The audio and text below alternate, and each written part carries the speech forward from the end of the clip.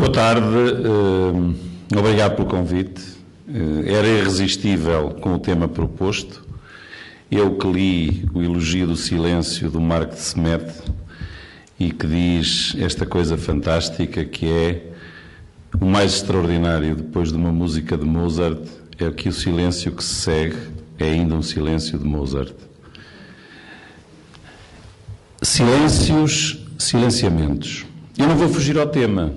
O Manuel Vilas Boas picou-me, falou aqui de dois casos que meteram a entidade a que presido. O caso da jornalista do Público, que tem nome, chama-se Maria José Oliveira, e rescindiu por desavenças com a diretora do Público, Bárbara Reis.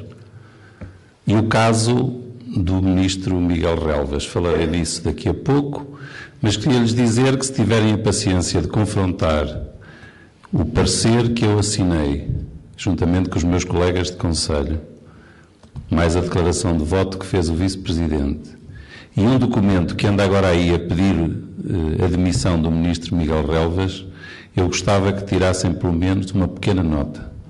É que diz-se num documento que circula na net a pedir a demissão do ministro Miguel Relvas que ele foi moralmente condenado pela ERC por um comportamento pouco próprio com uma jornalista. Entre o que se disse naquela altura e o que se disse agora, e o que a ERC fez, e bem do meu ponto de vista, quando eu disse que, seguindo aliás o que disse o diretor do Público, que era uma... como é que era? Que era uma atitude... Lembram-se da expressão? Porque convém que se lembrem. Eu vou dizê-la daqui um bocadinho, porque há palavras que convém introduzir na vida portuguesa. O António Barreto, num discurso fantástico que fez no 10 de junho de há 2 anos, citou 52 vezes a palavra decente. Eu quero um país decente, com políticos decentes, cidadãos decentes, jornalismo decente. Eu peço desculpa, não quero santos. Eu não quero pessoas moralmente fundamentalistas, irreprimíveis, prontas a castigar o outro. Eu só quero um país decente, com pessoas que possam conviver, falar umas com as outras. Há um provérbio tuareg que diz: quem faz silêncio só recebe, quem faz ruído só recebe de volta o ruído. Eu acho que há muito ruído no ar. Eu sei também, seguindo aquela célebre experiência do John Cage, que Mozart, às 5 da manhã, pode ser ruído para o meu vizinho. E o ruído de uma moto pode ser música para o mecânico. Tudo é relativo. Eu sei que temos um Papa que eu admiro, o Papa de Ratisbona, Bento XVI, que reflete sobre isto, e acho que os cristãos deviam, e os católicos sobretudo, deviam levar isto a sério e perceber o que é que o professor Ratzinger, desculpem, mas é assim que eu o chamo, na minha qualidade de ateu, peço desculpa de o dizer tão frontalmente, mas no momento em que o Papa fez o discurso em Ratisbona, muitos católicos calaram-se, muitos cristãos não disseram nada, e houve algumas pessoas, entre as quais eu, que disseram o seguinte: não podemos permitir que o Papa se transforme numa caricatura dinamarquesa. E penso que percebem o contexto em que isto aconteceu.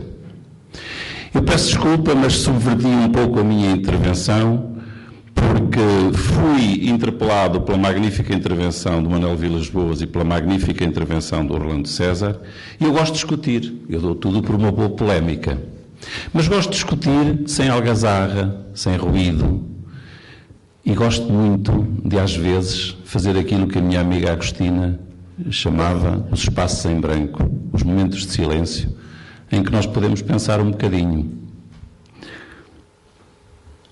E deixem-me dizer-lhes o seguinte: silêncios, silenciamentos. No plural, silêncios e silenciamentos na comunicação social. É um belo tema.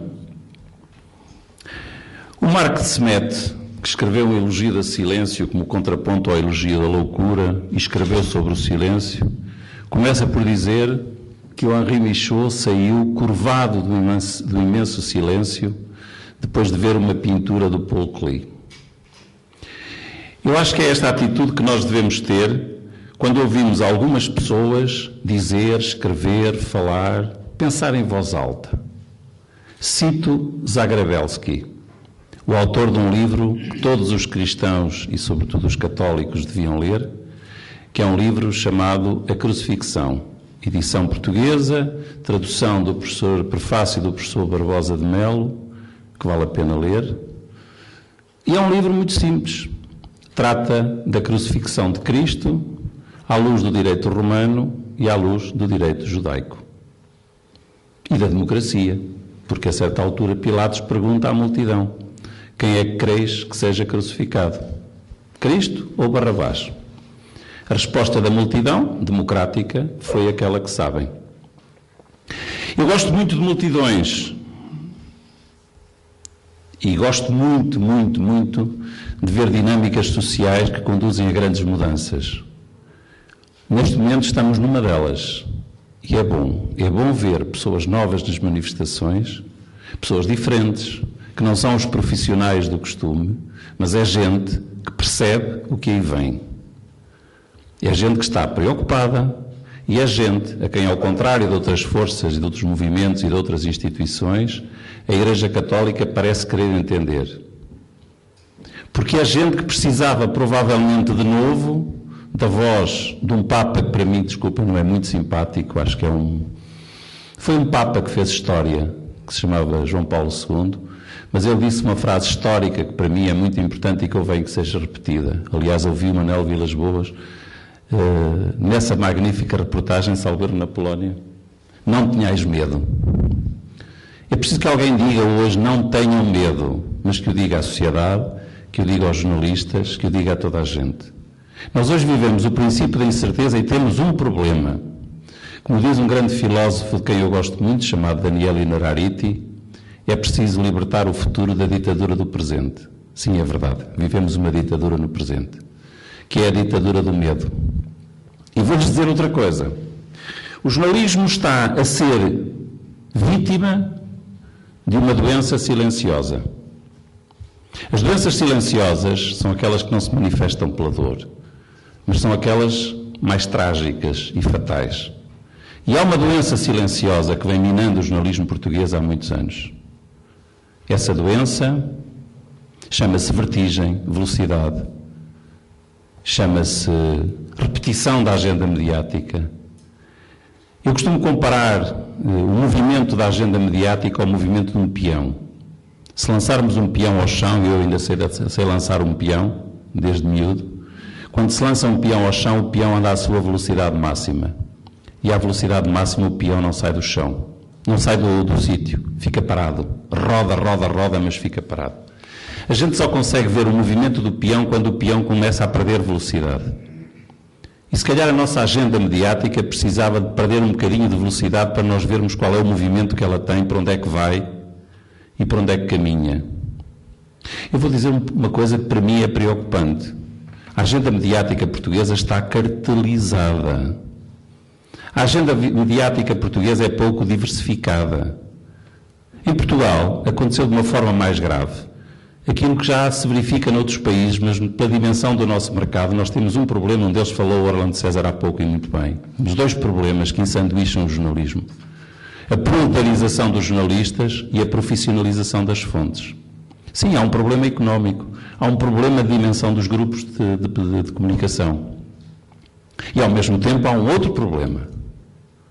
É que muitos grupos de comunicação estão a utilizar os seus meios como artilharia numa luta de trincheiras que os beneficia a eles próprios. A guerra foi declarada. E como sempre acontece nos momentos de guerra, a primeira vítima é a verdade. Eu tenho um grande momento para mim. Eu tinha 18 anos no 25 de Abril, roam-se de inveja para quem era mais velho ou para quem era mais novo. Quem era mais velho já viveu sob a censura. O Orlando César, aliás, contou esses episódios. Quem era mais novo não pôde ter uma revolução com 18 anos. Uma revolução com 18 anos é a melhor coisa que nos pode acontecer. Fizemos muito disparates, divertimos-nos muito. Mas eu lembro-me que era um jovem e assistia a uma reportagem feita por um grande jornalista desconhecido, morreu triste numa pensão abandonado, chamava-se Alfredo Alvela, e fez a melhor reportagem do 25 de Abril, que me perdoa o meu amigo Adelino Gomes, que fez também uma belíssima reportagem editada em disco nesse dia. Mas se tiverem oportunidade de ouvir a gravação do Alfredo Alvela no Largo do Carmo, 25 de Abril, 4 da tarde, ouve-se o Salgueiro Maia a mandar duas rajadas para o quartel, ouve-se o barulho da chaimite chamada Bula a sair de dentro, e há um popular desesperado, depois de Francisco Sousa Tavares ter subido à cabine telefónica a apelar ao momento e à alta responsabilidade daquele momento simbólico, há uma pessoa que berra sem megafone, mas berra sozinho, próximo do microfone do Alfredo Alvela, e diz: silêncio, um silêncio profundo, façam silêncio. Aquele homem louco queria um silêncio naquele momento. Era impossível. Porque a multidão berrava, e berrava gatuno e outras coisas do género.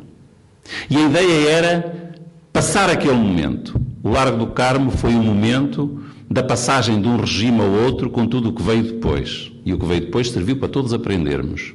A Igreja, os cidadãos, os políticos e os partidos que se formaram ou deformaram de forma a tomar em conta desta República e a transformarem-se hoje nas únicas máquinas que têm alvará para fazer política. Desculpem ser assim, mas os partidos hoje são empresas com alvará para fazer política. E nós estamos a ser vítimas desta... Daí a revolta dos cidadãos. Mas estava eu a dizer que o que mais me impressiona nessa reportagem do 25 de Abril é alguém a pedir silêncio. O tal silêncio que é impossível.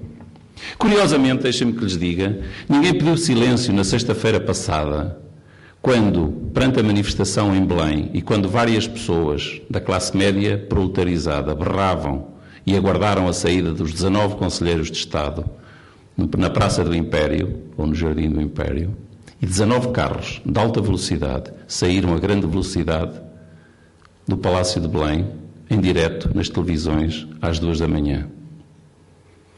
Os pobres jornalistas que estavam de serviço repetiam um comunicado que eles próprios não entendiam e que na realidade era a comunicação oficial, mas que não dizia nada. E, no entanto, quem olhasse para aquela cena percebia tudo. Eu acho que falar em silêncio, é se calhar o mesmo que repetir aquela velha frase que é um disparate completo quando nós dizemos que uma imagem vale mais que 1000 palavras. Não é verdade. Nenhuma imagem vale mais do que 1000 palavras. Nenhuma imagem vale 999 palavras ou 1001 palavras. Porquê? Porque a expressão 1000 é exatamente uma imagem.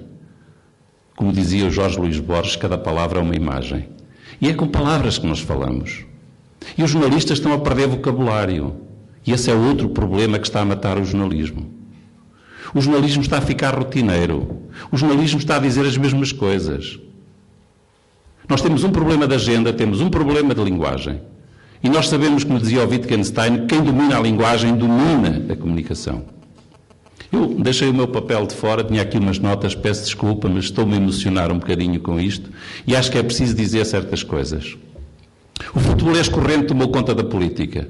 O economês matou a esperança. A economia do medo é o que os economistas nos vendem. Há um monolitismo completo na opinião económica nas televisões. É preocupante e tem que se dizer isto. O discurso dos economistas é praticamente todo igual. Alguém tem que dizer alguma coisa diferente. Dizia o Otávio Teixeira que há 2 anos, um dia fez uma crónica na Antena 1 e lembrou, reuniram na Gulbenkian alguns dos maiores economistas europeus e americanos. Havia alguns que não eram prémios Nobel, eram quase. E estiveram reunidos na Gulbenkian. Porque nenhuma agência de comunicação promoveu aquele encontro, não há uma linha nos jornais sobre esse importante encontro de economistas na Gulbenkian, já numa altura em que a crise económica estava a dar. E o grande problema é que os partidos repetem os discursos uns dos outros. Ouvimos hoje dizer ao partido que está no poder o que dizia ao partido que está na oposição há 2 anos atrás. Não foi há muito tempo. Qual é o problema? O problema, se calhar, é que nós estamos a precisar de uma manchete que dissesse silêncio. Eu às vezes sonho, quando os jornais aparecem com capas todas iguais, porque uma Vodafone ou a uma companhia qualquer telefónica, pagou a primeira página e os cobriu, porque eles precisam de dinheiro, naturalmente, sem isso não há jornais. Mas eu imagino um dia os jornais todos com uma manchete a dizer: silêncio, 1 minuto de silêncio. Pensem, parem para pensar. Porquê é que isto me parece importante? Parece-me importante porque nós precisamos, enquanto jornalistas, e eu sou jornalista, peço desculpa, de olhar um bocadinho para o que se está a passar e tentar perceber porque é que nós somos ao mesmo tempo vítimas, ou seja, não somos vítimas, somos cobaias e observadores de uma situação que vivemos hoje, que é um período muito interessante. O Zé Pacheco Pereira lembrava há dias, e bem, aquilo que é uma maldição de uma deusa qualquer, um deus qualquer da antiga Grécia, a minha cultura não chega aí, mas houve uma maldição na Grécia Antiga de alguém que dizia: vai viver tempos interessantes. E de facto nós estamos a viver tempos muito interessantes. Daqui a uns tempos arrepender-nos-emos de não perceber como este tempo é interessante. E vivemos uns tempos interessantes com uma overdose de notícias, com uma agenda cartelizada. Vivemos tempos em que a tal doença silenciosa, com crise ou sem crise, continua a minar o nosso jornalismo. Eu tenho um exemplo de jornalismo, que era um tipo um bocado careta, conservador, foi âncora da CBS, chamava-se Walter Cronkite. Morreu há pouco. Esteve nos grandes acontecimentos. A morte do Kennedy, de quem ele era inimigo, e ele chorou. E depois do Kennedy ser morto praticamente em direto, ele apareceu triste e com uma gravata preta 2 minutos depois na televisão. Foi um gesto muito considerado. Foi o homem que acabou com a guerra no Vietnã, quando um dia, nas margens do rio Mekong, em vez de fazer uma reportagem pessoal, diz: este repórter, ou seja, eu, acho que esta guerra está perdida. E no dia seguinte, o presidente teve que pôr fim à guerra do Vietnã. O Walter Cronkite estava também na chegada do homem à Lua. Faz agora quantos anos? 43. Morreu agora 43 anos. Era o pivô, era o âncora da CBS no dia da chegada do homem à Lua. E tinha ao seu lado, já naquela altura, um outro astronauta para comentar os acontecimentos. Era alguém que lhe servia de apoio. E o Walter Cronkite fez uma coisa absolutamente extraordinária. No momento em que o homem põe o pé na Lua e diz aquela frase fantástica: um pequeno passo para o homem, um grande passo para a humanidade, o Walter Cronkite faz silêncio. Uma branca que dura 20 segundos. A televisão ficou sem palavras. E na imagem só se via aquilo. E os editores e as pessoas todas disseram ao Walter Cronkite: mas então ficaste calado, porquê? Porquê é que não disseste nada? Tinhas ali alguém para lhe perguntar, para fazer, para falar? E o Walter Cronkite, com a sua sabedoria, respondeu assim: mas naquele momento exato era preciso dizer alguma coisa. E eu acho que esta lição é muito importante. Uma doença silenciosa mina o jornalismo português, mina a sociedade. Há excesso de raiva, há excesso de ódio. Há teleevangelistas na televisão travestidos de líderes partidários. Há muita gente a tirar fogueira, a tirar gasolina para a fogueira. E há uma coisa, há uma enorme urgência de silêncio. Não o silêncio dos cemitérios, não o silêncio para ficarmos parados, mas o silêncio que muitas vezes a Igreja percebe melhor que ninguém, recomenda e consegue incutir às sociedades. Eu não sou religioso, mas sei de uma coisa. Acho que é importante perceber a dimensão humana, conhecer o homem e perceber que nós somos máquinas, produzimos ruído. O John Cage, o mesmo que vos citei há pouco, quando disse que, como é que era? Mozart às 5 da manhã pode ser música, pode ser ruído para o meu vizinho, e o ruído de uma moto pode ser música para o mecânico. O John Cage um dia fez uma experiência radical. Fechou-se numa câmara surda. E fechada numa câmara surda, passou o período de transição. Ao fim de algum tempo, de silêncio total, pensava ele, começou a ouvir 2 sons. Um som grave e o som agudo. Esse período de transição permitiu-lhe passar o limiar do que é o mundo com a nossa banda sonora e com este ruído permanente e experimentar de facto o silêncio. Ou tal aquilo que ele julgava silêncio. Mas percebeu que havia 2 ruídos, 2 sons. O som grave, que era a sua própria, que era a sua respiração, e o som grave, que era o seu coração, e o som mais agudo, que era a sua própria respiração. Ou seja, mesmo em silêncio, mesmo sozinhos, nunca estamos em silêncio. Nós somos máquinas que produzimos ruído. Viver no meio do ruído nem sempre é salutar. Eu sei que sou presidente de uma instituição que neste momento vive uma vida interessante. Eu estou lá há quase um ano e eu vejo as grandes instituições e, ao mesmo tempo, a Igreja também. A Igreja também. Está aqui o Padre Aguiar, que é testemunha disso. E o Zé Luís Ramos Pinheiro. Mas as pessoas que têm, de facto, percebem qual é a importância de uma instituição como a ERC, dizem é muito importante que vocês sirvam de plataforma de diálogo com os vários parceiros. E há muita gente que nos diz, não desistam, procurem fazer uma coisa muito importante que está nos vossos estatutos, que é garantir a liberdade de expressão, e eu acho que a garantia da liberdade de expressão tem que ser tarefa mais dos cidadãos, porque não há liberdade de expressão sem expressão da liberdade, mas depois há outra coisa que a ERC tem que fazer, é defender os cidadãos do abuso dos média. E esse abuso também se verifica todos os dias, porque, desculpem dizer isto, em muitos setores no jornalismo perdeu-se a ética e perderam-se os princípios deontológicos, os tais 10 de que falava Orlando César e que são exibidos naquele pequeno cartão que se deve trazer na carteira.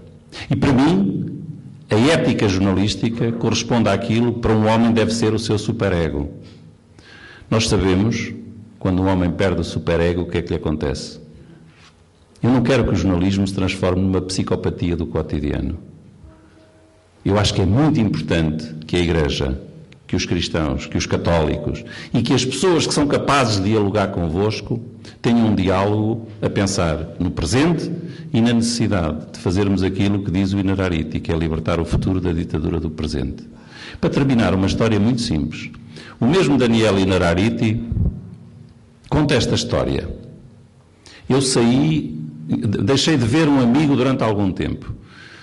Desencontraram-se, não se encontravam há muito tempo, e um dia encontraram-se no meio da rua. E esse amigo vira-se para o Daniel Inarariti e diz-lhe: conta-me tudo o que se passou na minha ausência, porque ele tinha estado para os Estados Unidos.